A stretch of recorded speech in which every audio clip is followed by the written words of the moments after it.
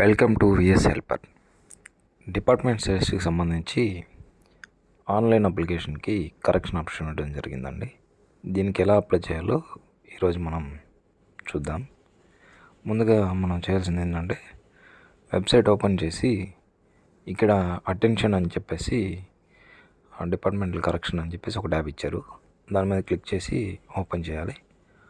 Open చేసిన తర్వాత మనకు ఓటీపీఆర్ డీటెయిల్స్ ఉంటాయి కదా, ఆ ఓటీపీఆర్ డీటెయిల్స్ లాగిన్ అవ్వాలి.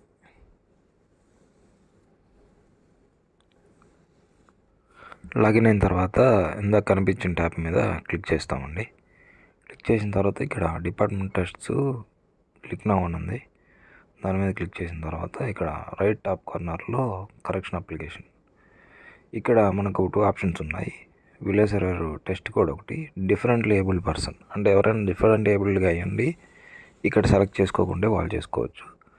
ఈచ్ కరెక్షన్కి 100 రూపీస్ ఉందండి.